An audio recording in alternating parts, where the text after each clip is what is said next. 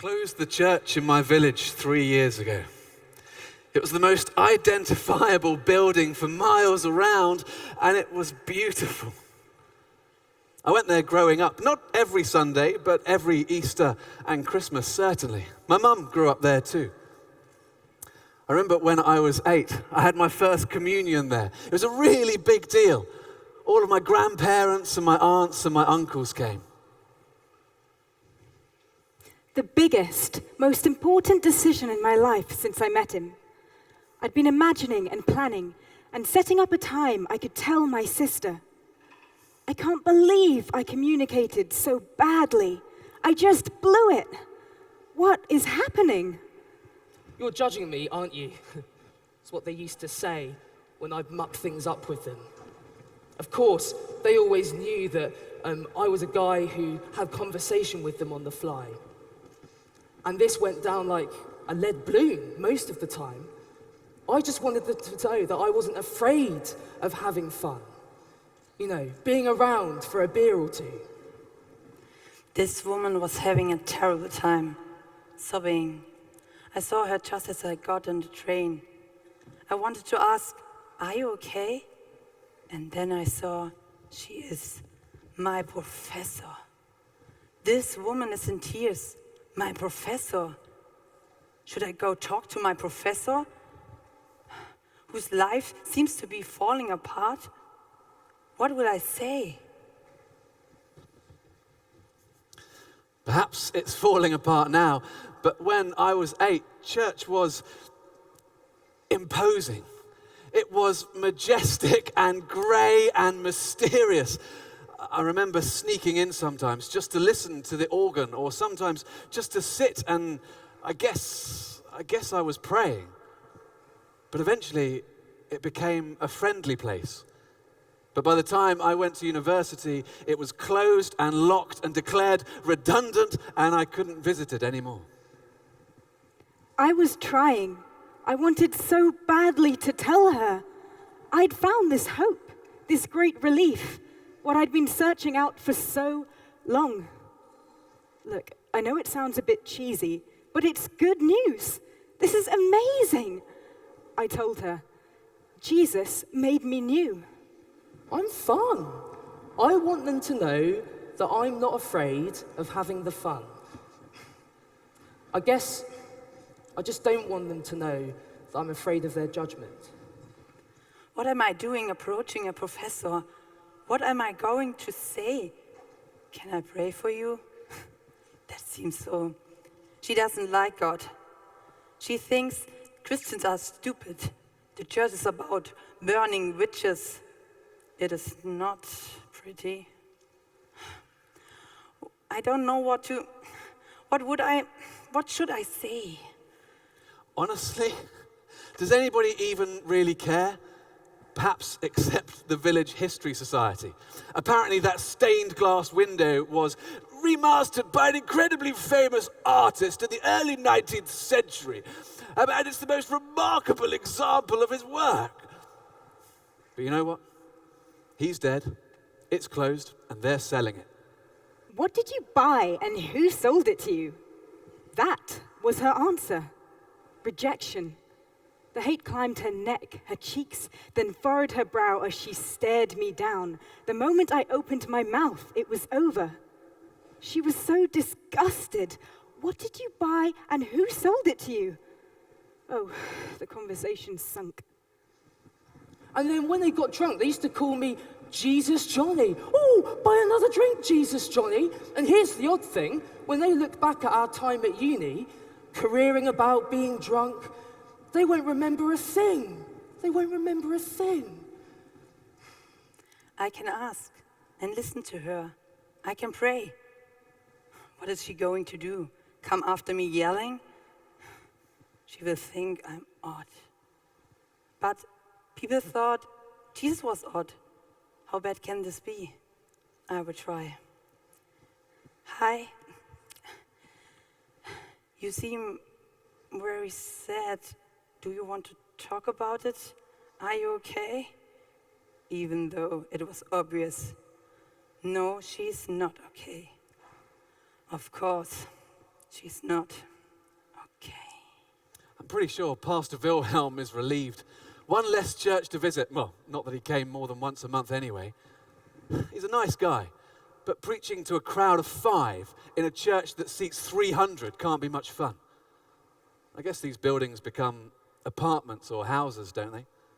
If it goes commercial, it might become a training school for a circus, or maybe even a Gothic bar.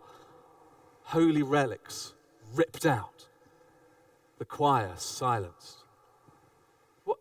What is a house of worship if worship disappears? You know, I don't know. She kept yelling, "You believe in a God who suffers and dies, then disappears on you? Great. Yes, God, like Dad who left. Isn't that exactly what you should expect from a religion? And how ridiculous are you for trusting those people from the church to love you? Because they won't. They'll suck your brain dry and make you even stupider than you already are." And yet, I feel ridiculous and small and pegged back. I don't know why I feel so ridiculous. I'm not the one throwing up in the car park and having arguments with girlfriends in drunken slurries. It's not fun, right? I mean, it's not fun. Try telling them. It's as if they won't listen. Every time I tell them the gospel or say something of the gospel, it's like they hear something I'm not saying. She was engaged to her handsome fiancé, a chemistry professor. Her life was big and beautiful. But they spent a weekend together. He changed his mind and left her. Now she's alone, going back to her teaching, her apartment, her research, her life she thought she was going to share, going back all alone.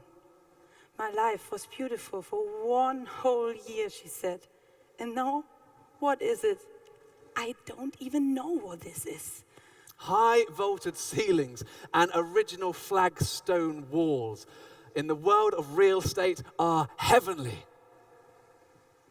Heavenly? I don't even know what that is. A flash in her eyes. My heart beat too fast. "Have you no shame?" she scolded. Really? What are you guys trying to become? Is most shots on a Friday night really the benchmark for life? What do I say? I don't know where he went or why.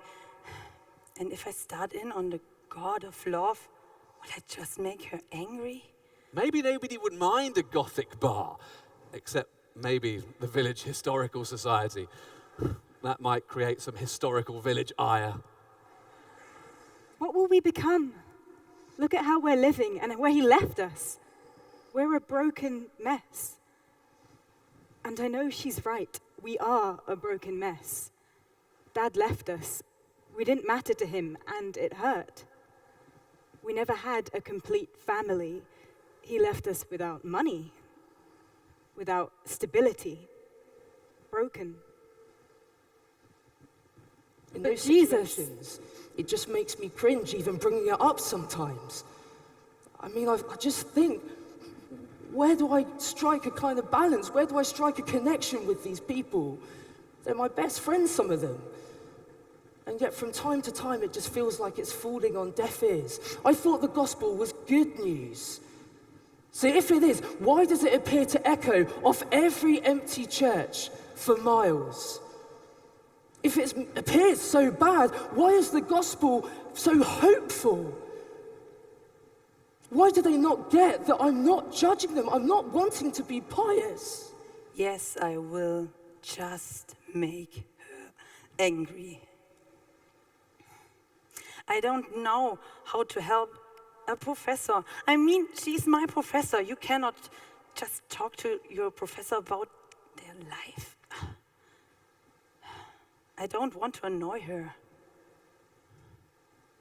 But I don't want to leave her sitting alone in pain. Why is hope so hard? An empty church. A hollow shell of something we should have outgrown. outgrown available real estate. When my friends find out that I'm a Christian, I can see it in their eyes. Really? You haven't moved on from that? You haven't outgrown that developmental stage? How can I advocate hope to my sister when I can't even get my own life together? I can't even. You're justifying our shared trauma because somebody's already suffered and died on our behalf? No. Let me tell you, our suffering is real. And the fact that you need to make up a God to carry that for you only proves you're weak. I should have known you wouldn't be able to cope. She flew from the room in a rage, a hurting mess. Why wouldn't she want a lighter burden? At least, I don't want to be pious for the sake of pushing them away, right?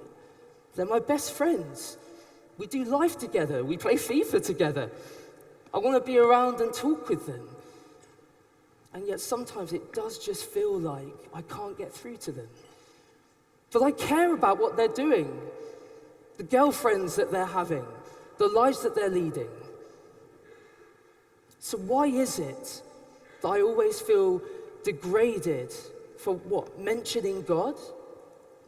Does being the Jesus guy make every conversation an opportunity for cringe? God? Her life was full. Now it's thrown into the fire, burned up. Ring, no ring. Fiancé, single. Shared life, all alone. No easy answer. If I cannot find the right words, if I cannot answer her anger and hurt, what are the chances that everyone else in this train will listen and she will not?